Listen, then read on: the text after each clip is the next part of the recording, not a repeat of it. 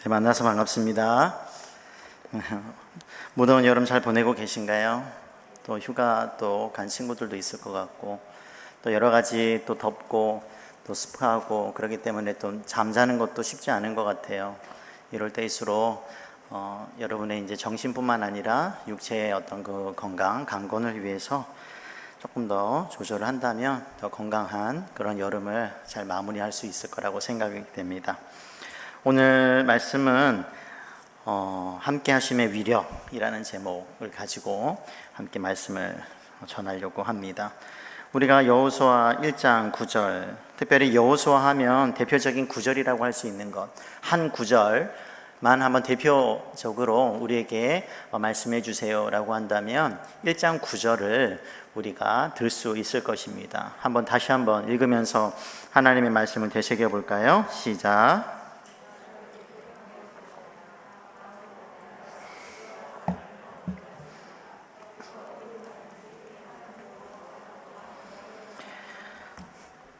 제가 다시 한번 읽어드릴게요. 내가 네게 명령한 것이 아니냐. 강하고 담대하라. 두려워하지 말며 놀라지 말라. 내가 어디로 가든지 내 하나님 여호와가 너와 함께 하느니라 하시니라. 이 말씀은 모세, 이스라엘 민족의 지도자였던 모세 다음에 이어서 지도자로 세워진 여호수아에게 하나님께서 친히 말씀하고 있는 명령입니다. 하나님께서 여호수아에게.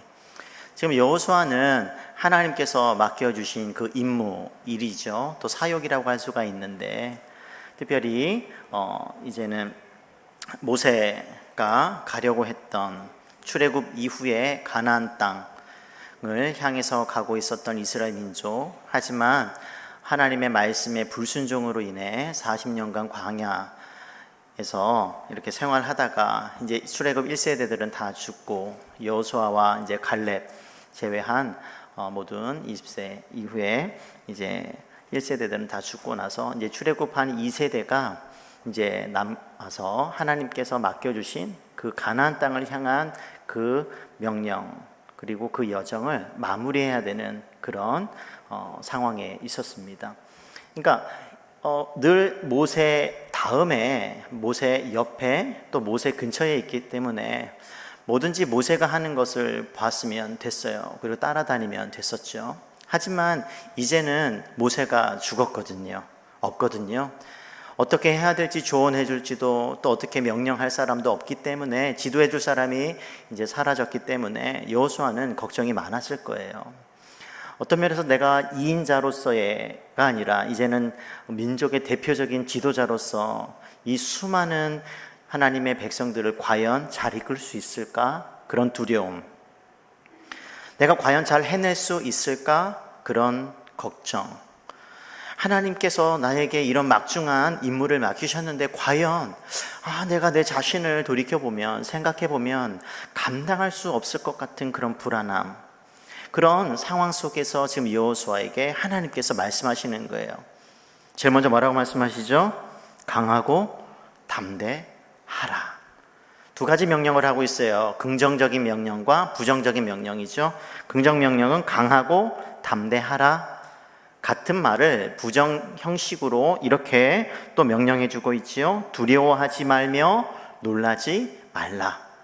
긍정적으로 부정적으로 이중적인 그런 강한 그런 명령으로 하나님께서 여호수아의 그 마음, 불안과 걱정과 미래에 대한 그런 불투명한 그 상황 속에 놓여 있는 그것을 걱정하고 있는 여호수아에게 하나님께서 말씀하시는 위로 또는 권면의 말씀이라고 할 수가 있습니다. 전쟁을 앞뒀기 때문에 그래요. 혹시 전쟁하면은 무엇이 있어야 되죠? 무기가 있어야 되고 또 무기를 사용하기 위해서 뭐가 있어야 되죠? 사용법이라고 하는 기술이 필요하죠. 근데 이스라엘 백성들은요 전쟁을 훈련해 본 적이 없어요. 그리고 무기를 갖고 있지 않습니다. 그러니까 더 불안한 거예요. 혹시 가나안 땅에 들어가면 키가 자신들보다 엄청난 더 많은 그런 거인족도 있는 정탐꾼들이 들려준 소식이면 그건 사실이었어요. 덩치도 크고 키도 크고, 그리고 그 사람들은 늘 다른 여러 주변에 있는 민족들과 나라들과 싸움을 했기 때문에 전쟁 술, 기술도 있고요. 그리고 무기도 가지고 있었어요. 근데 하나님께서 뭐라고 말씀하셔요? 그 땅에 들어가서 그들과 싸워서, 근데 한 민족이 아니에요. 여러 민족들이 있어요. 다양한 민족들과 싸워서 승리해야 된다고 말하고 있어요. 여호수아는 그 임무를 이끌어가야 되는 지도자인 거예요. 뭐라고 말씀드렸죠? 싸움의 기술도, 싸움할 무기도 없는 그런 상황 가운데 하나님께서 나가서 싸워서 이기라고 말씀하고 있는 거예요. 무기도 주지 않고 무기를 어떻게 쓸지도 모르는데, 아니 무기도 없는데 어떻게 나가서 싸우라는가. 그러니까 걱정하고 두려움에 떨고 있는 것이죠. 근데 하나님께서 뭐라고 말씀하셔요? 무기보다 더 강력한 게 있다고 말씀해 주고 있는 거예요. 뭐라고 말하냐면 약속하시죠. 내가 어디로 가든지 내 하나님 여호와가 너와 함께 하느니라. 이상하지 않아요? 아니 싸움할 무기를 주든지, 아니면 싸움의 기술을 가르쳐 주시든지, 전술을 가르쳐 주시든지, 한 번도 싸워본 적이 없는 그런 백성들이 싸워서 전쟁에서 전투에서 승리할 수 있는 비법, 방법을 알려주시든지, 그러면 이해가 되잖아요. 상식적으로, 합리적으로. 근데 하나님께서는 뭐라 그래요? 내가 너와 함께 하니까 뭐 하지 말라는 거예요? 두려워하지 마. 걱정하지 마. 불안해하지 마. 내가 함께 한다니까? 이게 다예요. 내가 함께 한다는 이 말 속에 뭘 다 포함하고 있는 거예요? 승리의 비결이 담겨 있다는 거죠. 그래서 오늘의 제목에는 함께 하심, 특별히 하나님의 함께 하심의 위력이라고 제목을 잡은 것은, 그 함께 하심을 알면 알수록 우리가 그 하나님의 그 위력, 함께 하심의 위력을 우리가 알 수만 있다면, 우리도 싸움의 기술이 없어도, 또 싸움할 무기도 가지고 있지 않아도 이 세상에서 승리하는 삶을 살 수 있지 않을까요? 여호수아에게 그랬던 것처럼 우리도 그렇잖아요. 앞으로 내가 어떻게 살아야 되지? 불확실하잖아요. 불안하잖아요. 더 불안하잖아요. 그런 상황 속에서 우리가 가져야 할 한 가지 무기가 있다면 그게 뭘까? 그 강력한 것이 있다면 좋을 텐데, 그 비법, 그 방법이 무엇일까? 하나님의 함께 하심이라는 거예요. 그 함께 하심의 위력을 알면 알수록, 그것을 우리가 믿고 우리가 경험하게 된다면, 여호수아가 그랬던 것처럼, 아니 여호수아가 극복했던 것처럼 우리도 그와 비슷한 상황에 놓여 있을 때 우리도 이겨낼 수 있지 않을까요? 그래서 오늘 함께 하심의 위력에 대해서 함께 나누려고 하는 거예요. 그러면 성경에서 이 함께 하심이라는 이 내용에 대해서 굉장히 많은 구절에서 설명해 주고 있습니다. 그것을 우리가 살펴보기 전에 먼저 이 여호수아 1장 9절에 나오는 이 말씀은 처음 나온 게 아니라 이미 모세가 살아 있을 때 모세가 여호수아에게 또 이스라엘 백성들에게 했던 말씀입니다. 우리 신명기 31장을 한번 찾아볼까요? 신명기 31장 6절.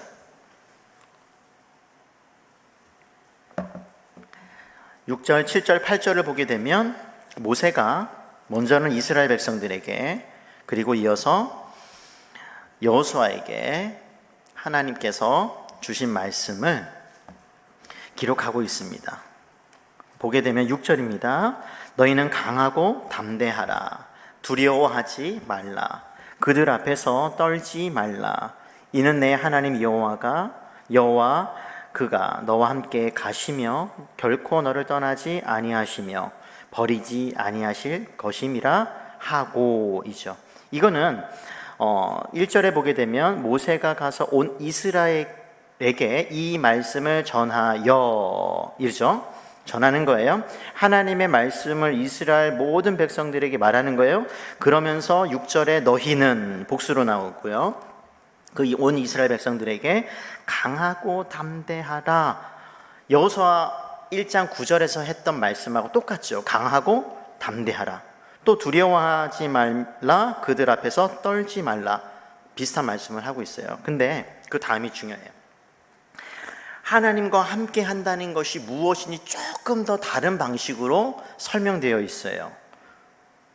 이는 이유를 설명하는 거예요. 왜냐하면 내 하나님 여호와 그가 너와 함께 가시며, 아까 1장 9절에서는 여호수아 1장 9절에서는 함께 한다라고 약속하셨죠. 함께 한다는 것이 조금 더 구체적으로 표현되어 있어요. 함께 하는 것이 구체적으로 무엇인가? 동작을 나타내는 동사와 함께 하고 있죠. 함께 중요해요. 가시며, 이거예요. 이거 굉장히 중요합니다. 너가 어디로 가든지 내가 너와 함께 하겠다는 말은 너가 선택해서 네가 가고자 하고 있는 그 길을 걸어갈 때도 하나님께서도 함께 가신다, 이 말이죠. 이걸 다른 말로 동행이라고 하는 말이에요. 동행. 하나님께서 함께 가주시는 거죠. 하나님께서 함께 가주심. 함께 가시며 또 다르게 표현되어 있습니다. 그러면 함께 간다는 말이 또 다르게 표현되어 있어요. 너를 떠나지 아니하시며. 너를 떠나지 아니하시며. 그 앞에 뭐가 나와 있냐면 강한 부정을 나타내는 결코라는 말이 담겨져 있죠. 결코 너를 떠나지 아니하시며. 자, 한번 생각해 보세요. 인간은요, 내가 너와 함께 할게, 내가 영원히 너와 함께 한다고 했을 때 영원히 함께 할 수 있어요, 없어요? 있어요, 없어요? 사랑하는 연인이 나중에 이제 결혼을 앞두고 영원히 함께 할게, 영원히 함께 할 수 있어요? 잘 때 어버가도 모르는 깊은 잠에 빠지는, 잘 때는 뭔가 가치는 결혼하고 나서 가치는 있는데 뭔가 의식을 가지고 내가 이 사람을 지켜줘야지, 보호해줘야지, 잘 때는 아무도 지켜주지 못하잖아요, 서로. 인간은 한계를 가지고 있어요. 유한한 인간에게는 도와줄게, 함께 할 때라는 말 할 때 함께 하지 못하는 곳도 있거든요. 목욕탕에서 어떻게 도와줄 거예요? 대중 목욕탕에서 함께 있어줄 수 있어, 없어요? 우리나라에서 안 돼요, 그렇죠? 그러니까 간단한 예들을 한번 들어보면 계속해서 함께 있는 것은 인간으로서는 불가능하다는 거예요. 너무나 많은 한계를 가지고 있다는 거예요. 그런데 영이신 하나님은 상황이 전혀 다르고, 또 시간의 구애를 받지 아니하는 영원하신 하나님은, 영원 속에 사시는 하나님은 영원히 시간과 공간을 뛰어넘어서 함께 할 수 있기 때문에 이런 약속을 하시는 거예요. 이 말은 뭐냐면 우리가 머무는 그 모든 곳에 언제나 어디서나 계속해서 함께 할 수 있는 하나님이시기 때문에 이것이 가능한 거예요. 그래서 결코라는 말을 쓰는 거예요. 결코. 인간은 결코라는 말을 절대로 쓸 수가 없어요. 하나님만 쓰실 수 있는 그런 용어인 거야. 결코 내가 너희를 떠나지 않을 거야. 우리가 자고 있을 때도, 아니 다른 사람들이 갈 수 없는 그런 곳에 있을지라도 하나님은 그곳에 계실 수 있다는 거죠. 계신다는 거예요. 더 나아가서 떠나지 않을 뿐만 아니라 더 적극적으로 버리지 아니하실 것이다. 떠난다는 것은 의지적으로 그냥 분리를 말하잖아요. 함께한다, 떨어지는 거죠. 떠난다. 근데 이 버린다고 하는 것은 아주 철저하게 그냥 완전히 등을 돌린다는 표현이에요. 자, 떠났다는 것은 잠시 떠날 수는 있어요. 근데 버린다는 의미는 아예 버려서, 절교라는 말 들어봤죠? 아예 함께하지 않는다, 다시는 보지 않는다, 이런 더 강한 의미를 포함되고 있어요. 근데 하나님은 그거 안 한다는 거예요. 내가 너희들과 함께 할게, 그리고 잠시 떠나 있는 어떤 그런 수준 정도도 아니고 더 적극적으로 더 강한 부정이죠. 아예 너희를 버리지 않겠다, 고아와 과부로 너희를 남겨두지 않겠다, 이렇게 얘기하시는 거예요. 그러니까 뭐 하라는 거예요?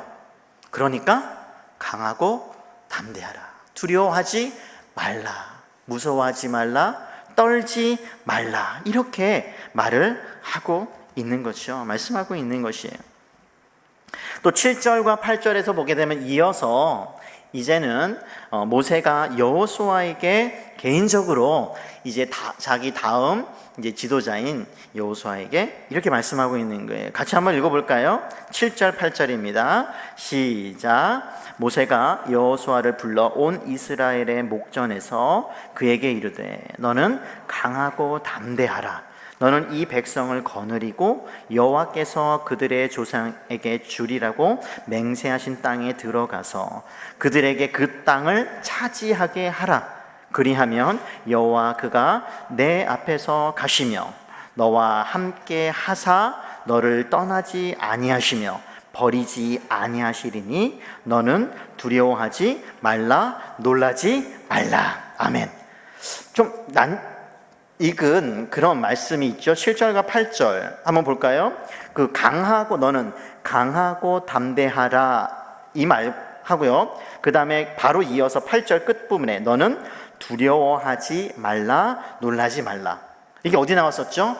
여호수아 1장 9절 다시 읽어드릴게요. 강하고 담대하라 두려워하지 말며 놀라지 말라. 이게 붙어서 나오잖아요. 긍정 명령과 부정 명령이 바로 연이어서 나오잖아요. 그런데 신명기 31장 7절 8절에 보게 되면 강하고 담대하라 그리고 두려워하지 말라 놀라지 말라는 그 말 사이에 바로 붙어서 나오는 것이 아니라 내용이 있죠. 이거 주목하셔야 돼요. 그러니까 여호수아 1장 9절에 나오는 강하고 담대하라와 두려워하지 말라 놀라지 말라는 그 사이에 이 내용이 원래 있는 거예요. 그러니까 생략할 필요가 있기 때문에 생략한 거예요. 하지만 이것을 아는 사람들은 다 아는 거예요. 왜냐하면 이 말씀 때문에. 뭐라고 말하고 있어요? 그 사이가 뭐가 있어요? 두 가지가 나옵니다. 첫 번째 임무예요. 여호수아에게 맡겨진 일이에요. 하나님께서 여호수아에게 주신 사역이라고 할 수가 있죠. 그리고 나서 약속이에요. 임무와 사역. 임무가 뭐죠? 강하고 담대하라. 그 다음에 나오잖아요. 너는 이 백성을 거느리고 여호와께서 그들의 조상에게 주리고 맹세하신 땅에 들어가서 그들에게 그 땅을 차지하게 하라. 들어가서 땅을 차지하는 임무예요. 두 번째 약속이죠. 그렇게 하면 결과 8절 여호와 그가 너의 앞에서 가시며 너와 함께 하사 너를 떠나지 아니하시며 버리지 아니하시리니. 그러니까 무슨 말이에요? 너와 함께 한다는 말 앞에 뭐가 덧붙여져 있죠? 뭐가요? 그리하면. 그러니까 들어가서 땅을 차지하는 그때에 여호와 하나님께서 이 말이에요. 그러니까 너가 하나님께서 내가 너에게 준 그 임무를 실행할 때 순종해서 그 일을 행할 때 내가 너와 함께 가는데 여기서는 좀 더 보충돼서 나왔죠. 뭐라고요? 그가 여호와가 너의 앞에서 가시며 이죠. 그러니까 6절에서는 함께 가시며라고 말했죠. 동행. 근데 여기서는 뭐예요? 선행이죠. 앞에 행하시는 거예요. 앞에서.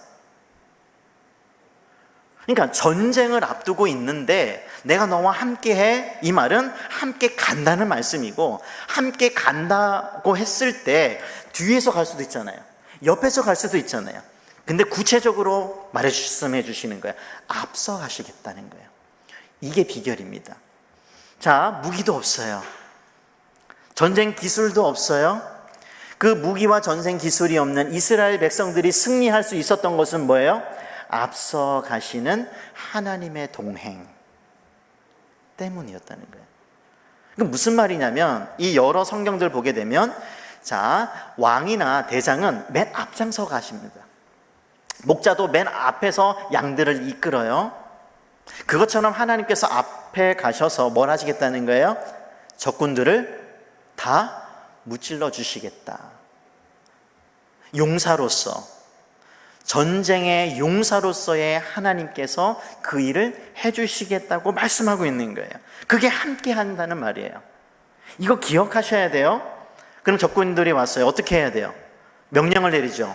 백성들아, 들어라. 어떻게 하라. 전술을 알려주시는 거예요. 우리가 전술 짜는 게 아니에요. 하나님의 전술을 우리에게 말씀해 주시면 전술대로 하면 되는 거예요. 마치 기드온이 어떻게 이겼죠? 예?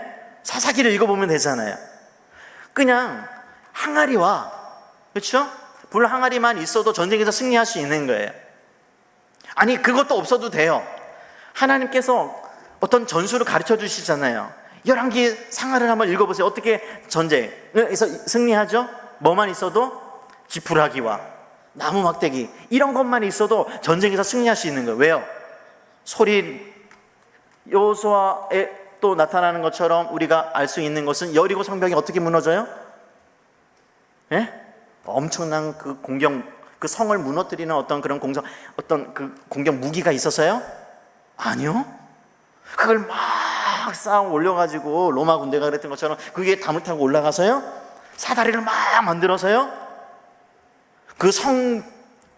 그렇죠? 그 성벽에 그 문을 부수는 어떤 그런 강력한 어떤 그런 무기가 있어서 그걸 부수는 기계가 있어서 이겼나요? 아니죠? 그럼 돌았어요. 하나님 말씀 따라. 그리고 일곱째 날에 소리 지르래요. 와! 무너졌어요. 이게 하나님의 전쟁의 방법이에요. 이스라엘 백성들이 한 거는 없어요. 그냥 소리 지르라면 지르었던 거예요. 지푸라기 모아가지고 막 끌고 가면서 소리 나면서 막 하라. 그 끝이에요. 깨진 밤에 가가지고 깨진 항아리에 불 담아가지고 그냥 던지고 막 소란스럽게 막 하는 거. 그게 끝이에요. 이게 하나님의 전쟁 방식이에요. 이상하죠? 이스라엘 백성들의 머리에서 나온 게 아니고 이기는 모든 승리의 비결은 하나님의 머리에서 나오고 하나님께서 말씀하신 대로 순종한 사람들이 그 전쟁에서 승리를 경험했던 것이에요. 그러니까 이스라엘 백성들에게 요구하는 것은 똑같아요. 내가 앞서갈 것이니까 너희 걱정하지 마. 여호수아에게 똑같이 하는 거야. 너가 이끌어가는 게 아니야. 이거를 알려주는 거야.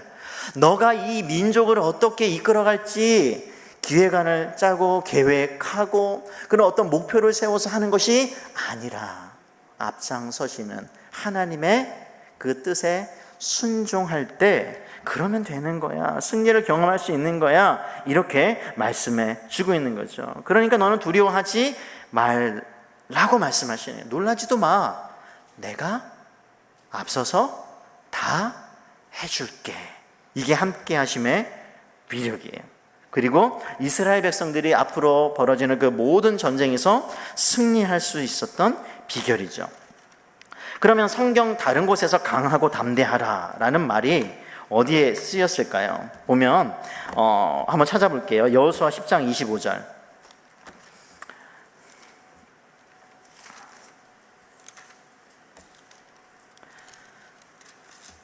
특별히 하나님께서 당신의 그 종들에게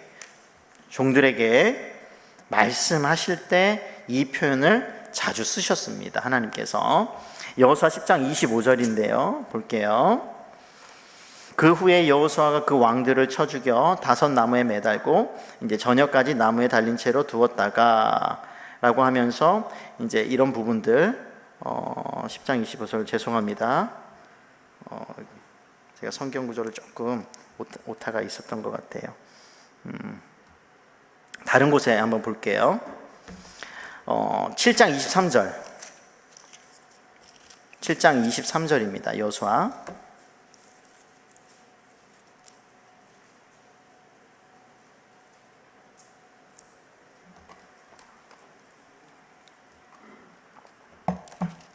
같이 한번 읽어보겠습니다. 시작.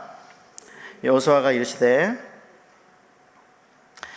내가 어찌하여 우리를 괴롭게 하였느냐. 여호와께서 오늘 너를 괴롭게 하시리라 하니 온 이스라엘이 그를 돌로 치고 물건들도 돌로 치고 불사르고 라고 하면서, 그러니까 이 7장과 이 10장 또 1장 6절과 7절 9절 18절 이 모든 것들이 보게 되면 강하고 담대하라는 이 말은 계속해서 여호수아와 이스라엘 백성들에게 자주 전쟁을 하면서 전쟁을 앞두고 하셨던 말씀이고, 솔로몬도 한번 볼게요. 솔로몬에게 특별히 주셨는데 역대상 22장 13절입니다. 아까 그거는 이제 문맥 안에서 보시면 되고요. 그 다음에 역대상 22장 13절.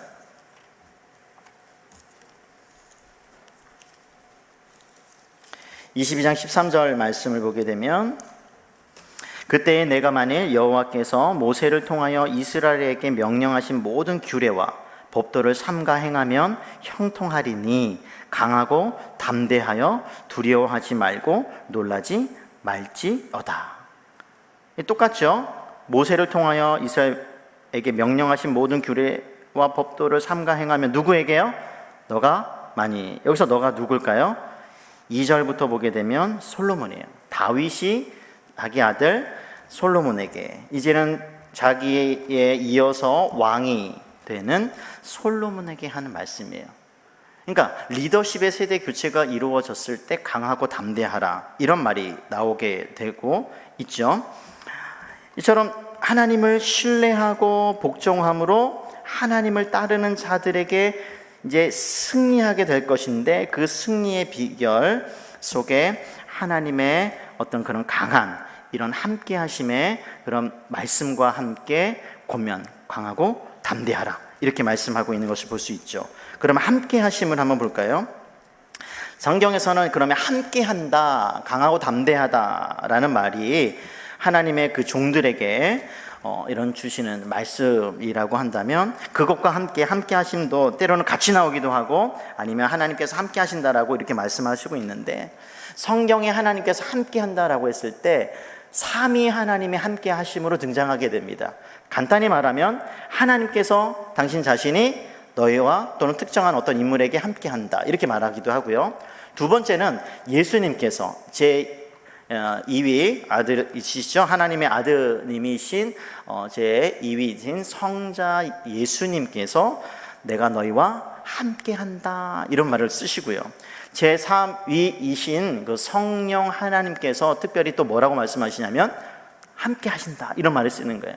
그러니까 구약과 성경 전체 속에서 보게 되면 함께 한다라는 말이 삼위 하나님과 함께 등장한다는 거예요. 먼저 하나님의 함께 하심을 한번 살펴볼게요. 대표적으로 우리가 이사야서 7장 14절을 우리가 볼 수가 있습니다. 이사야서 7장 14절. 7장 14절의 말씀을 보게 되면, 그러므로 주께서 친히 징조를 너희에게 주실 것이라. 보라, 처녀가 잉태하여 아들을 낳을 것이요 그의 이름을 뭐라고요? 임마누엘이라 하리라. 이 말은 어떤 뜻이냐면 하나님이 우리와 함께 하신다 또는 계신다, 이런 뜻이에요. 하나님이 우리와 함께 계신다. 그게 예수님의 이름이기도 하셨고요, 별칭이시죠. 하나님, 예수님을 부르는 그런 호칭이기도 함과 동시에 하나님께서 실제로 이스라엘 백성들과 함께 한다고 계속해서 말씀하고 계시기 때문에 함께 하시는 하나님으로 우리에게 알려져 있는 대표적인 구절이죠. 8장 8절도 볼게요. 8장 8절 보면 흘러 유다에 들어와서 가득하여 목에까지 미치리라. 임마누엘이여, 하나님이 우리와 함께 하시며 그가 펴는 날개가 내 땅에 가득하리라 하셨느니라 하면서 9절에서 10절을 보게 되면 구체적으로 하나님이 함께 하신다는 것이 여기에서 무엇을 의미하는가, 특별히 아수르와 바벨론, 이스라엘 백성들을 또 유다를 멸망시켰던 민족이죠. 그 멸망시켰던 그 민족들 역시 멸망하게 될 것을 말씀하시면서 왜 그들이 멸망할 수밖에 없는가? 하나님이 함께 하시기 때문이다, 이렇게 말하는 거예요. 9절 보면 너희 민족들아 함성을 질러보아라. 그러나 끝내 패망하리라 하고 하면서 10절 너희는 함께 계획하라. 그러나 끝내 이루지 못하리라. 말을 해보아라. 끝내 시행되지 못하리라. 이는 하나님이 우리와 함께 계심이니라. 하나님이 함께 계심. 그러니까 이스라엘 백성들이 회복할 수 있었던 이유는 하나님께서 함께 하기 때문이다, 이렇게 말씀하고 있죠. 또 더 나아가서 우리가 한번 볼게요. 또 한번 보게 되면 출애굽기 3장 12절 말씀, 출애굽기 3장 12절.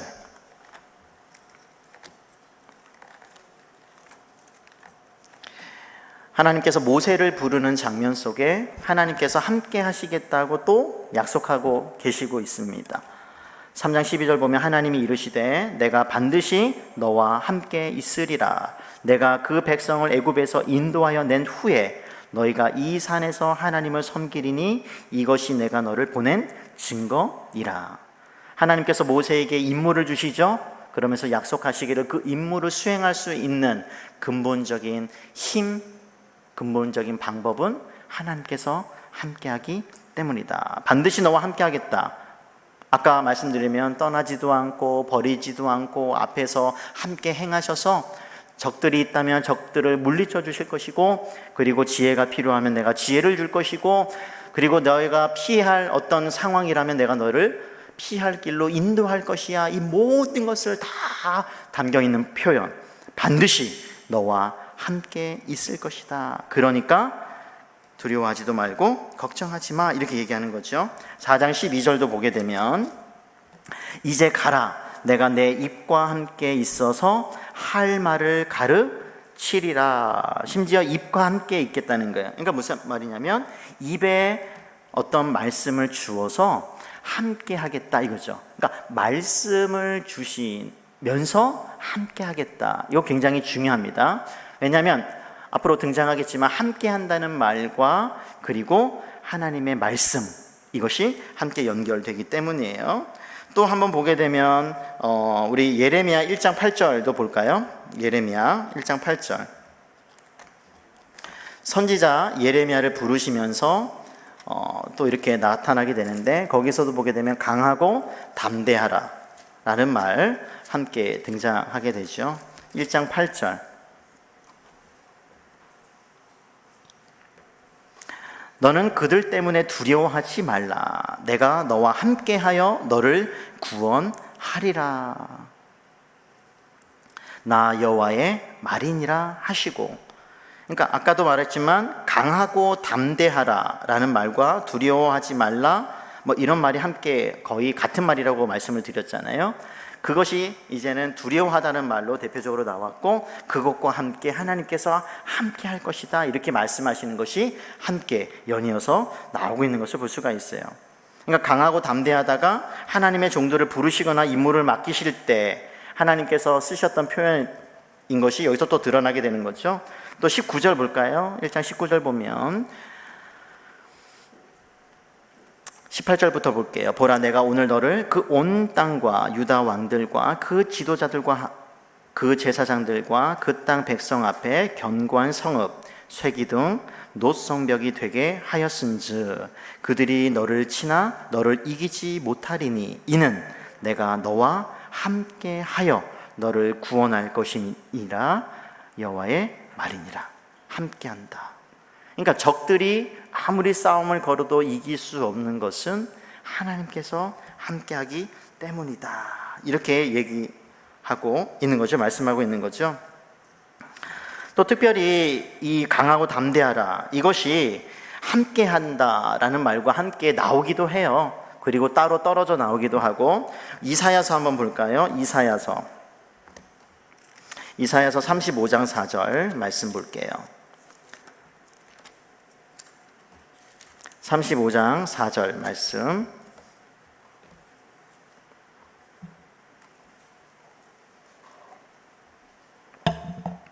겁내는 자들에게 이르기를 굳세어라, 두려워하지 말라. 보라, 너희 하나님이 오사 보복하시며 갚아주실 것이라. 하나님이 오사 너희를 구하시리라. 하나님께서 여기서는 함께 한다는 것이 뭐냐면 와서 함께 거하신다는 것이지요. 그러면서 보복할 때는 보복해 주시고 또 구해 주실 때는 구해 주시는 그와 같은 이중적인 그 일을 하시겠다. 그러면서 두려워하지 마, 이렇게 얘기하는 거예요. 그러니까 두려워하지 않는 것은 하나님께서 오시기 때문 함께 하시겠다는 것이죠. 와서 함께 하신다, 이런 표현이고요. 41장 10절도 한번 볼까요? 41장 10절 말씀. 두려워하지 말라, 내가 너와 함께 함이라. 같이 한번 읽어보겠습니다. 시작. 두려워하지 말라, 내가 너와 함께 함이라. 놀라지 말라, 나는 내 하나님이 됨이라. 내가 너를 굳세게 하리라. 참으로 너를 도와주리라. 참으로 나의 의로운 오른손으로 너를 붙들리라. 이렇게 얘기했죠. 두려워하지 말라, 놀라지 말라. 하나님께서는 함께 할 뿐만 아니라 함께해서 뭐 하신다는 거예요? 도와주시겠다. 그러니까 잘 성경 곳곳에 하나님께서 함께 한다는 말과 같이 나오는 다른 언어들을 살펴볼 필요가 있어요. 하나님께서 그러니까 함께 한다고 했을 때 그 다른 단어들, 그게 뭐가 나오는가? 여기서는 도와주시겠다. 그러니까 함께 있으면서 가만히 하나님께서는 계시는 것이 아니라 도와주시겠다는 거예요. 때로는 앞에 가시고 그리고 같이 가주시고 뿐만 아니라 도움이 필요할 땐 도와주시고 뿐만 아니라 때로는 우리가 넘어지려고 할 때 하나님께서 또 붙들어 주시겠다. 이렇게 나의 의로운 오른손으로 너를 붙들리라 이거죠. 붙들리라. 이런 표현들. 그러니까 하나님께서 함께 한다는 것과 함께 나오는 것들 같이 한번 살펴볼 필요가 있습니다. 이것을 경험했던 하나님의 함께 하심, 이것을 경험했던 사람이 누구였냐면 야곱이라고 할 수가 있습니다.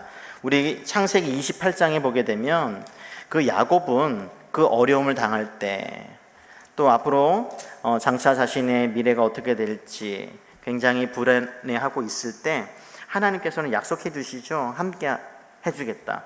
그런데 하나님께서 함께 한다고 하고 또 약속도 해주시고 나서 실제적으로 그 하나님께서 함께 해주셨다는 것을 고백하게 됩니다. 28장 15절부터 20절까지 보게 되면 내가 너와 함께 있어 내가 어디로 가든지 너를 지키며, 그렇죠?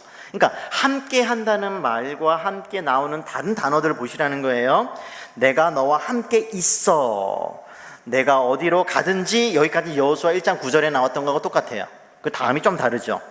너를 지키며 라는 단어죠. 지켜주신다. 그러니까 때로는 싸워주시고 때로는 구원해주시고 때로는 붙들어주시고, 그렇죠? 그런 것처럼 여기에서는 또 뭐가 나오는 거예요? 지키며 뿐만 아니라 너를 이끌어 이 땅으로 돌아오게 할지니라. 이끌어 주신다는 거죠. 어디로 가야 되는지 다시 갔다가 돌아와야 되는데 어떻게 돌아올지 모를 때 하나님께서는 인도해 주셔서, 하나님께서는 이끌어 주셔서 다시 돌아올 수 있게 해주신다는 거예요. 그러면서 이렇게 말하죠. 내가 너에게 허락한 것을 다 이루기까지 너를 떠나지 아니하리라. 함께 한다는 말과 떠난다, 버린다, 이것이 함께 아까 나왔었잖아요. 그것과 함께 여기서는 지킨다와 또 이끌어 주신다, 이것이 함께 나오고 있는 것을 볼 수가 있어요. 그러면서 이제 20절까지 계속해서 나오고 20절에 한번 고백 볼까요? 야곱이 서원하여 이르되 하나님이 나와 함께 계셔서 내가 가는 이 길에서 나를 지키시고 먹을 떡과 입을 옷을 주시어. 또 함께 한다는 말과 뭐가 또 나왔죠? 먹을 것을, 입을 것을 주시는 것을 낳죠. 그러니까 함께 한다는 말이 성경에 한번 찾아보게 되면 같이 나오는 단어들을 다 한번 모아보세요. 하나님이 함께 해주셔서 나에게 함께 해주셔서 무엇을 해주시는지를 우리가 계속해서 풍성하게 점점 그것을 알 수 있다는 말씀이에요. 또 31장도 볼까요? 31장 3절도 보게 되면 여호와께서 야곱에게 이르시되 내 조상의 땅 내 족속에게로 돌아가라. 내가 너와 함께 있으리라 하신지라. 돌아가는 그 길목마다 하나님께서 함께 해주셨다고 말하죠. 또 5절도 볼까요? 그들에게 이르되 내가 그대들의 아버지의 안색을 본즉 내게 대하여 전과 같지 아니하도다. 그러할지라도 내 아버지의 하나님은 나와 함께 계셨느니라. 계속해서 배반하는 라반, 함께 하고는 있지만 속이고 속이는 라반이 아니라 하나님은 거짓과 속임으로 함께 하시는 것이 아니라 진실로 참으로 함께 하신다는 것을 볼 수 있죠. 왜 하나님께서 우리와 함께 해주시는 거예요? 속여서 뭔가 뜯어내려고요? 그 노동력을 착취하려고요? 아니, 그런 목적이 있는 게 아니에요. 아주 순수한 목적으로, 참되고 바른 어떤 그런 목적을 가지고 하나님께서는 함께 하신다는 것을 우리는 야곱의 일생을 통해서 볼 수가 있어요.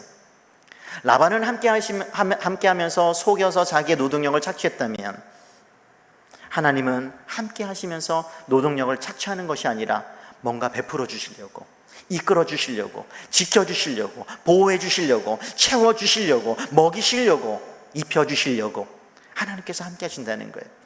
이게 함께 하심이에요. 이게 함께 하심이에요. 성경이 우리들에게 말하는 함께 하심이라고요. 이게 하나님의 함께 하심입니다. 그럼 예수님의 함께 하심을 볼까요? 마태복음 1장 23절.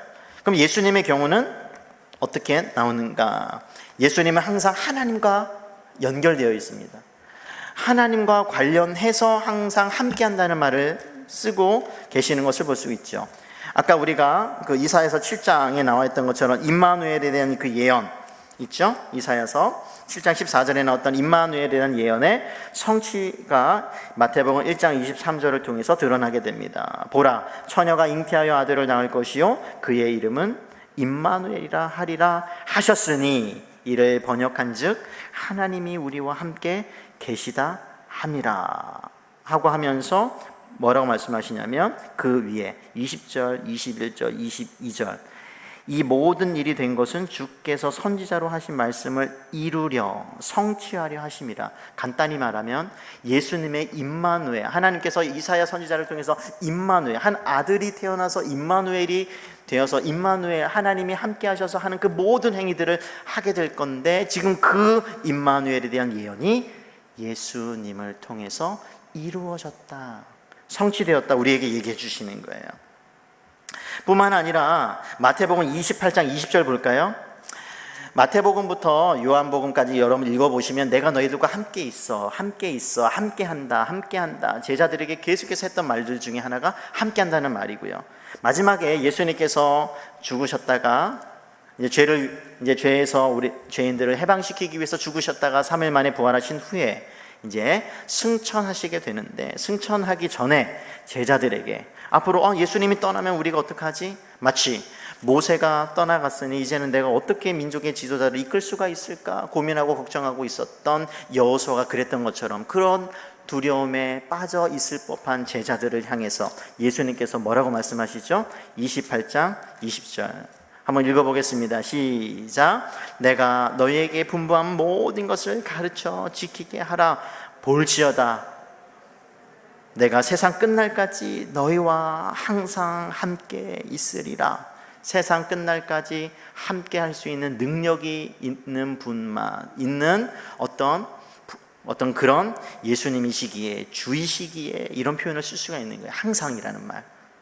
인간은 항상이라는 말 쓸 수 없거든요. 그러니까 항상 함께 있을 수 있기 때문에 이런 표현을 쓰는 거예요. 예수님이 함께 하심.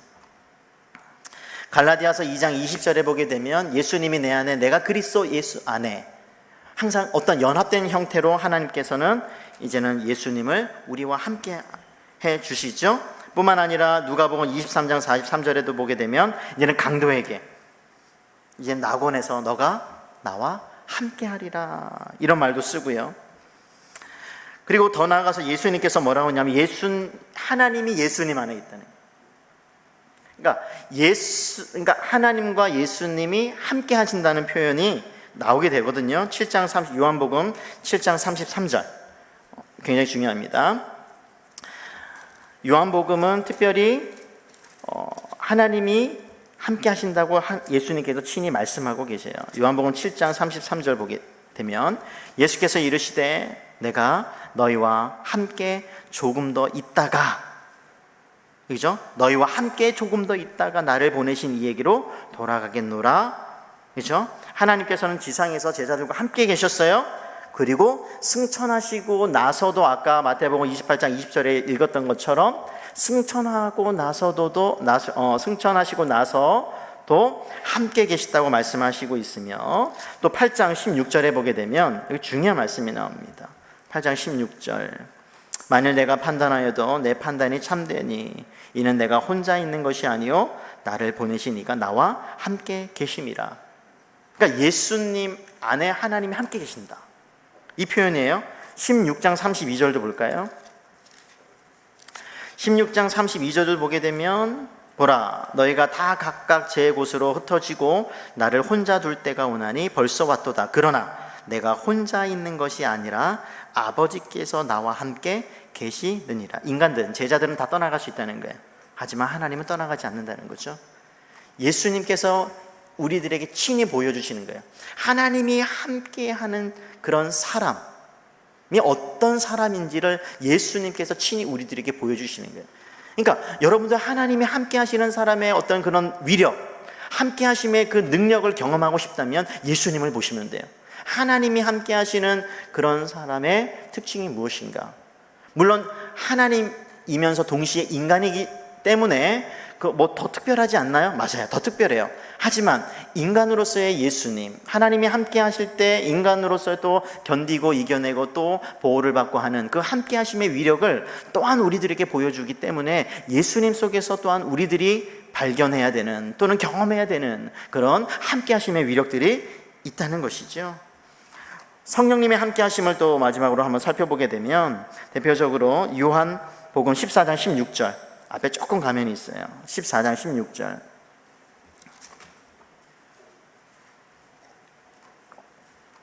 (14장 16절을) 같이 읽어볼게요. 시작. 내가 아버지께 구하겠으니 그가 또 다른 보혜사를 너희에게 주사 영원토록 너희와 함께 있게 하리니. 그러니까 예수님께서 이제는 당신 자신께서 올라가시고 떠나시거든요. 그러면서 걱정하지 마. 내 다음에 이어서 다른 또 보혜사 성령님이 올 건데 성령님이 항상 뭐라고요? 영원토록 너희와 함께 있게 하리라.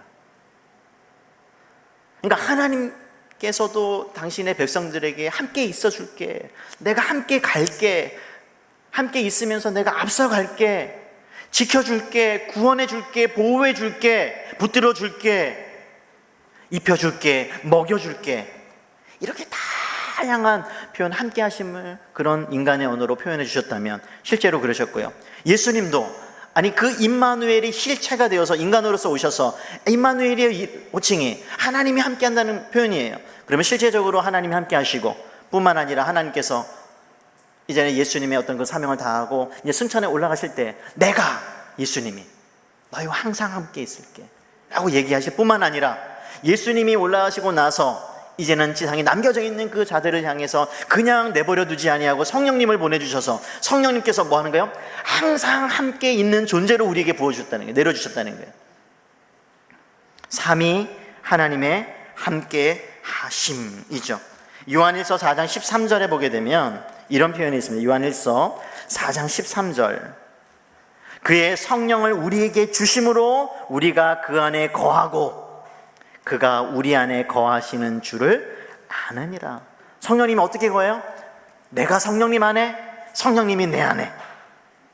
그런 하나됨, 연합을 이루는 방식으로 뿐만 아니라 디모데후서 1장 14절 볼까요? 디모데후서 1장 14절의 말씀을 보게 되면 우리 안에 거하시는 성령으로 말미암아 내게 부탁한 아름다운 것을 지키라. 성령님이 우리와 함께 한다는, 우리 안에 사시는 방식으로 우리와 함께 한다는 거예요. 자, 예수님은 어떻게 함께 계셨어요? 처음에 육신을 갖고 계실 때는 곁에서 함께 계셨죠. 거리가 있었어요. 하지만 승천하신 예수님께서는 어떻게 우리와 함께 하셔요? 성령님이 우리 안에 거하신다잖아요. 그 성령님이 또 다른 표현은 그리스도의 영이에요. 예수님의 영이에요. 또 다른 표현은 하나님의 영이에요. 그러니까 하나님이 우리와 어떻게 함께 하고 계시는데요? 예수님이 우리와 어떻게 하나 된 상태로 연합하고 함께 계시는데요? 성령님이 어떻게 함께 계시는데요? 영으로서 우리 안에 사시는 방식으로, 거한다는 말은 사신다는 표현이에요. 사시는 방식으로 우리와 함께 한다는 거예요. 옆에 앉는 거 아니에요. 사회적 거리를 두고 계시지 않아요. 하나님과 우리는 영으로서 우리와 하나 되어 연합하여 하나로 연합되어서 그런 형태로 우리와 함께 하신다는 거예요. 그러니까 내가 가는 곳에 함께 계시는 거예요. 왜요? 우리 안에 그 삼위 하나님이 함께 하시기 때문이죠.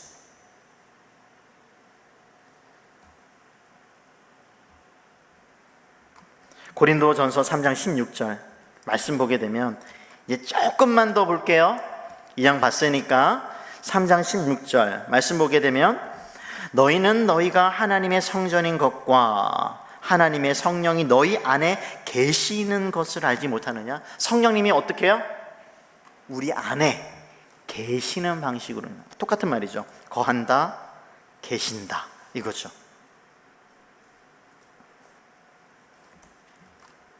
그런 말씀을 맺기 전에 자, 다시 여기까지 정리할게요.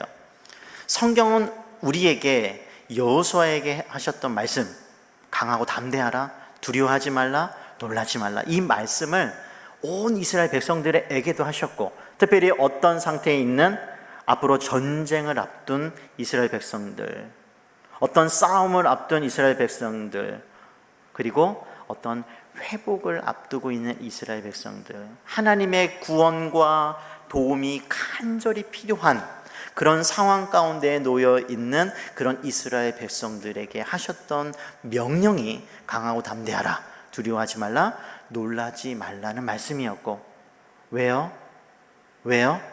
내가 너희와 함께하기 때문이라고 말씀해 주고 계시죠. 근데 그 함께 한다는 말이 하나님만 함께 하시는 것이 아니라 예수님께서 이 땅에 오셔서도 함께 계셨고, 이 땅 사역을 다 마치시고 승천에 올라가실 때도, 근데 지금 승천에 계시잖아요. 그러면서 함께 계시고, 성령님께서도 우리 안에 거하시는 방식으로 함께 하고 계시는데, 그 함께함은 영원하다, 이거예요. 그러니까 하나님께서 우리를 당신의 백성으로, 그리고 구원받은 자녀로 우리를 부르셨다는 것은 하나님께서 함께 해 주시겠다는 그 수많은 성경에 나오는 그 말씀들을 이루어 주시겠다고 하는 말씀과 똑같다는 것이에요. 그러면 여기서 함께 할 때 우리가 그러면 어떻게 하는 게 좋을까? 조심해야 되겠죠? 고린도 전서 5장 11절 한번 볼까요? 이왕 봤으니까 11절에 보게 되면, 그러면 하나님과 이렇게 함께하는 사람들이 또 다른 의미에서 함께하지 말아야 할 것들이 있대요. 하나님과 함께 살아가는 사람들이 해서는 안 되는 일들이 있다고 말씀하고 있어요.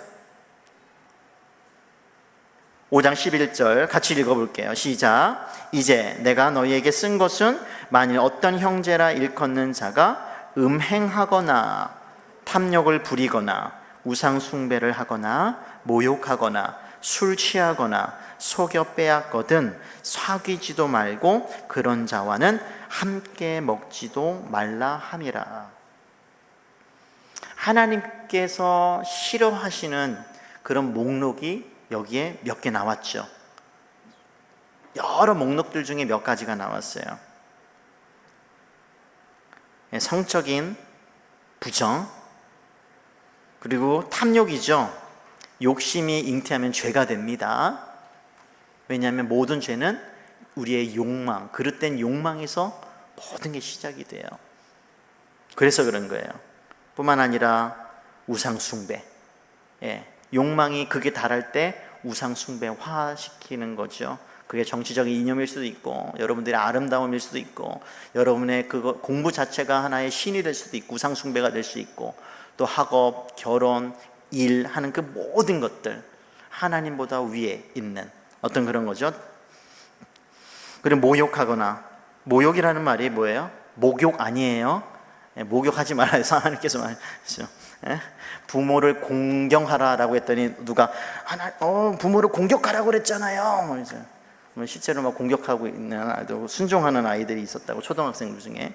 여러분, 이 모욕하지 말라 목욕으로 들리는 건 아니죠. 네? 목욕하면 죄인가? 이러지 마시고, 모욕이라는 말, 뭐예요? 모욕. 여러분, 험담 이런 거 굉장히 좋아하죠? 아주 말로 사람을 잡는 거, 정말 심하게 그 마음에 상처를 주는 말들로 하는 거 있잖아요.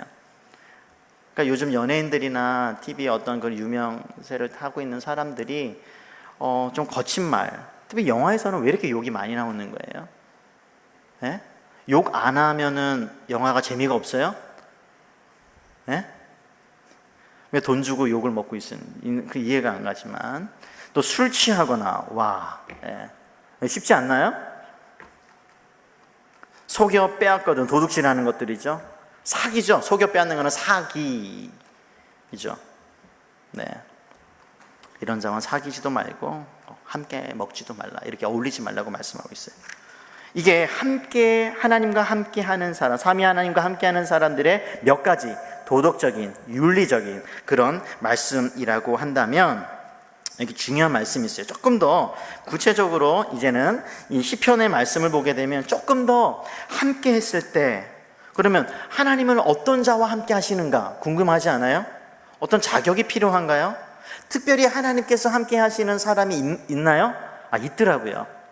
시편에. 그러면 하나님께서 함께 하시면 뭔가 요구할 수도 있죠. 그 결과는 어떻게 될까? 있더라고요. 시편에.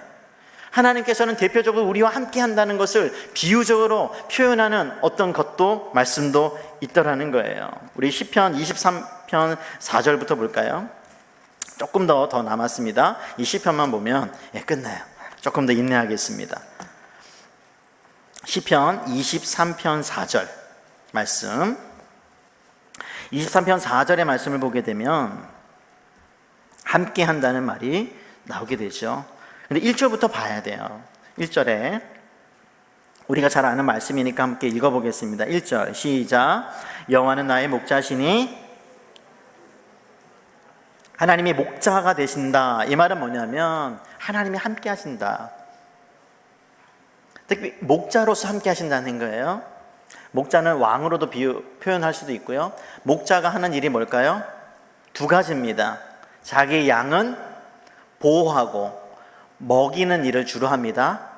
먹이고 외적으로부터 보호하는 게 크게 두 가지. 그리고 인도하는 거예요.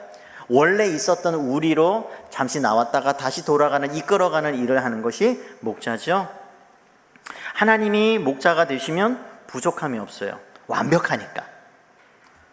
그렇죠? 그러면서 4절 한번 볼까요? 4절에 보면 함께 한다는 말을 해요. 내가 사망의 음침한 골짜기로 다닐지라도 해를 두려워하지 않을 것은 주께서 나와 함께 하심이라. 함께 하심이라. 목자로서 함께 하기 때문에 부족함, 결핍 그런 것을 경험할 수가 없어요. 인도에도 아주 좋은 곳으로 인도하고요. 2절 3절 보세요. 얼마나 먹을 것이 풍부하고 그리고 물이 언제나 있는 그런 곳으로 정말 인도해 가는지 몰라요. 때로는 정말 죽을 것 같은 그런 골짜기를 지날 때도 두려워하지 않을 것은 함께 한다는 것과 두려워하다는 것이 같이 나가죠. 같이 나오잖아요. 두려워하지 않을 것은 주께서 나와 함께 함이라. 왜냐하면 지팡이가, 막대기가, 목자들이 다 이거 들고 있거든요. 양떼를 보호하기 위해서, 그리고 양을 공격하려는 어떤 짐승들로부터 보호하기 위해서 이 막대기가 있거든요. 그 막대기가 나를 평안하게, 안전하게 이렇게 위로하기 때문이다. 이렇게 말씀하고 있어요. 목자 되시는 여호와. 그런데 그러면 어떤 자들을 하나님께서는 함께 하시는가? 시편의 말씀 한번 볼게요. 시편 말씀 중에 특별히 91편 15절 볼까요? 91편 시편 91편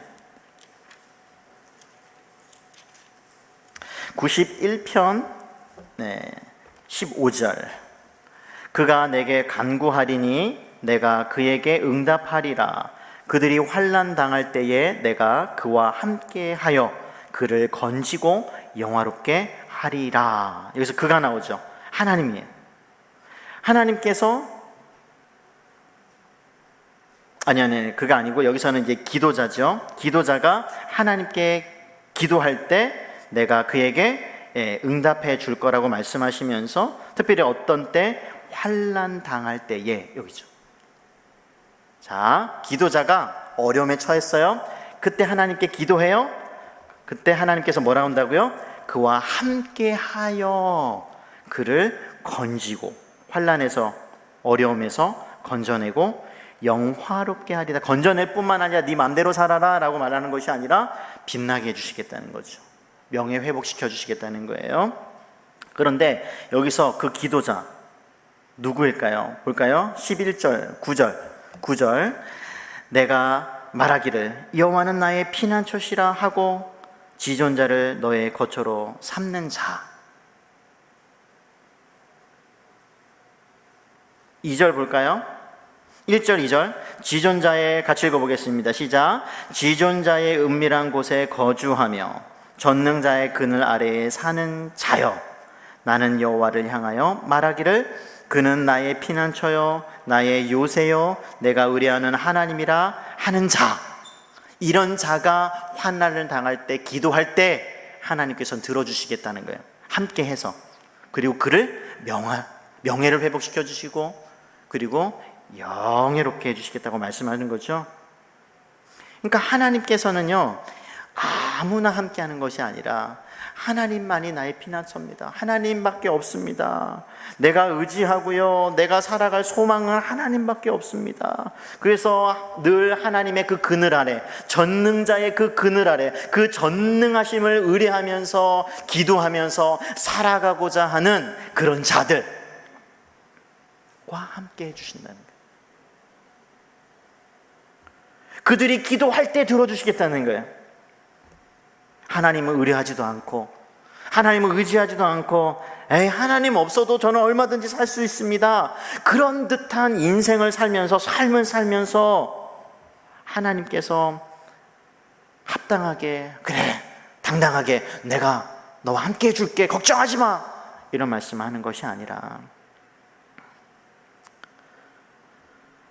10절 볼게요. 화가 내게 미치지 못하며 재앙이 내 장막에서 가까이 오지 못하리니 그가 너를 위하여 그의 천사들을 명령하사 내 모든 길에서 너를 지키게 하심이라. 내 모든 길, 너가 걸어가는 그 모든 길에서 내가 너와 함께 하겠다고 약속하셨던 그 하나님이 누구를 통해서? 사역자들을 통해서, 천사들을 통해서도 지켜주시겠다고 말한 거죠. 군대를 동원시켜 주시겠다는 거예요. 14절에 답이 있습니다. 읽어볼게요. 시작. 하나님이 이르시되 그가 나를 사랑한즉. 하나님을 사랑하는 자와 함께 하시는 거예요. 아무나 하나님 사랑하지도 않고 하나님 없어도 얼마든지 잘 살 것 같은 그런 삶을 살면서 함께 해달라고 하면 안 되고, 사랑하고, 사랑하기 때문에 더 하나님을 의지하고 하는 그런 자들. 하나님이 이르시되 그가 나를 사랑한즉 내가 그를 건지리라.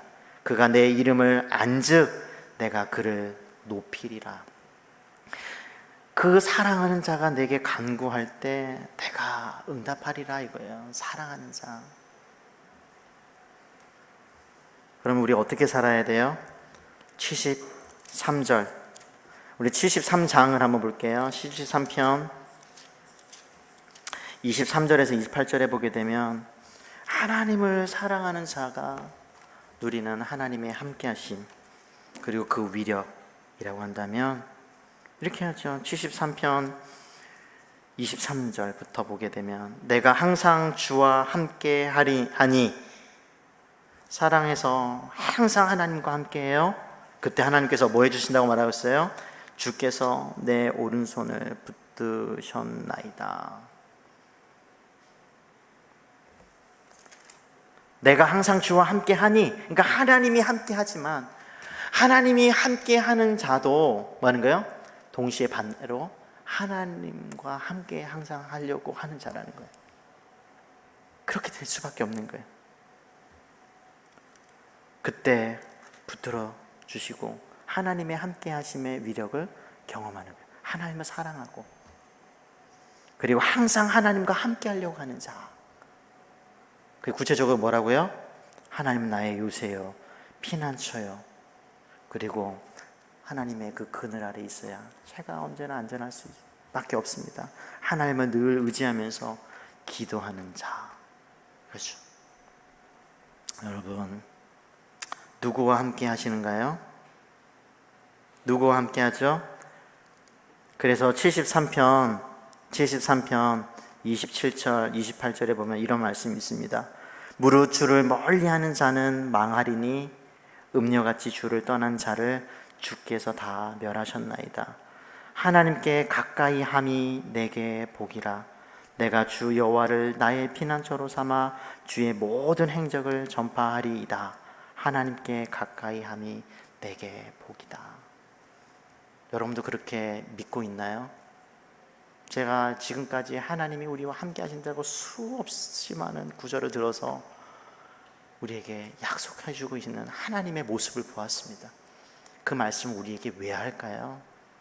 이것 때문에 하는 거예요. 하나님을 사랑해서 하나님과 너희들도, 여러분들도 함께 해야 돼요. 백성들에게 요구하시는 것이 이거라고요. 제발 하나님을 좀 더 가까이 하십시오. 그게 우리가 잘 되는 길이라고 말하고 있어요. 형통한 길이라고 말씀하고 있어요. 그것을 위해서 예수님 희생시키시면서까지 함께함을 누리게 해주셨잖아요. 뿐만 아니라 더 성령님을 통해서 우리 안에서 함께 하시는 하나님을 우리가 경험하고 있잖아요. 멀리하는 자, 떠난 자가 되지 말고 하나님과 더 가까이 함께하고 동행하는 그런 복된 자 되기를 주님의 이름으로 축복합니다. 신명기 9장 24절 마지막 한 구절입니다. 이스라엘 백성들은 이 일에 실패를 했어요. 9장 24절에 보면 내가 너희를 알던 날부터, 모세의 고별 설교죠. 내가 너희를 알던 날부터 너희가 항상 여호와를 거역하여 왔느니라. 무슨 말인지 알아요? 여기서 함께 한다는 말이 없죠. 히브리어로 보면 있습니다. 여기서 여호와를 거역하여 왔느니라 이 말이 원래는 하나님과 함께 한다는 말이에요. 근데 말이 안 맞죠? 부정적인 말인데 왜 이렇게 번역했을까? 그래서 제가 조금 더 구체적으로 번역해서 드릴게요. 내가 너희를 알던 날부터 너희가 항상 여호와와 함께 있으면서 그 하나님을 거역해 왔다. 이렇게 말하는 거예요.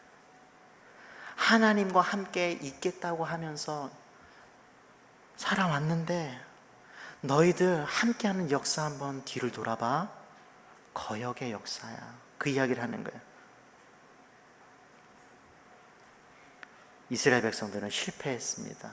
그래서 가나안 땅에 들어가지 못했죠. 여러분은 하나님과 함께 있겠다고 하면서 어떻게 하시겠습니까?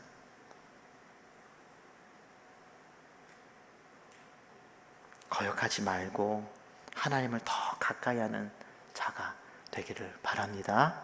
기도하겠습니다. 하나님께서 우리에게 수없이 함께 하시겠다고, 아니 함께 하고 계신다고 말씀으로 우리에게 말씀하여 주셨습니다. 함께하는 자로서 우리는 하나님과 함께 있는데 우리가 어떻게 하나님과 함께 있는지 이 시간 말씀들을 통해서 우리 자신을 되돌아보고 우리가 또 어떻게 함께 해야 되는지 그 방향을 다시 재조정해 보았습니다. 여호와 하나님을 더 가까이 하는 것이 복이라고 말씀하고 있는데 행여 우리가 자꾸 하나님을 멀리하고 떠나려고 하는지 모르겠습니다. 하나님, 그런 부정하고 불충하고 그런 거역된 그런 마음이 혹시 들거든 하나님께서 우리의 마음을 붙잡아 주시고 지켜주셔서 하나님을 향한 마음으로 바꿔 주시옵소서. 그래서 더 복 있는 자로서 이 땅 가운데 살며 하나님께서 또 맡겨주신 그 임무를 잘 감당하는 우리들이기를 원합니다. 하나님, 특별히 함께하지 말아야 할 자들과 함께하지 말고 행여 함께 하더라도 우리 자신을 지켜 하나님의 그 거룩한 백성으로서의 삶을 살아가는 우리들 다 되게 하여 주시옵소서. 하나님, 코로나19가 다시 그 모습을 더 많이 드러내고 있습니다. 서울 경기권에서 많은 확진자가 나오고 있습니다. 하나님, 우리나라를 지켜주셔서 전염병으로부터 구원하여 주시옵소서. 구출하여 주시옵소서. 하나님, 은혜를 베풀어 주시고 긍휼히 여겨 주시옵소서. 하나님, 이제 좀 있으면 하반기가 다시 시작되려고 합니다. 또 개학을 앞두고 있습니다. 하나님 아버지께서 우리 SFC 운동원들 한 사람 한 사람을 다 지켜주셔서 하나님과 함께 동행하는 것을 가장 큰 복으로 여기며 학원 복음화와 세계 복음화와 우리 한국 대한민국 복음화를 위해서 힘쓰며 나아갈 때 하나님 동행함의 은혜, 함께 하심의 위력을 경험하게 하여 주시옵소서. 예수님의 이름으로 기도했습니다. 아멘.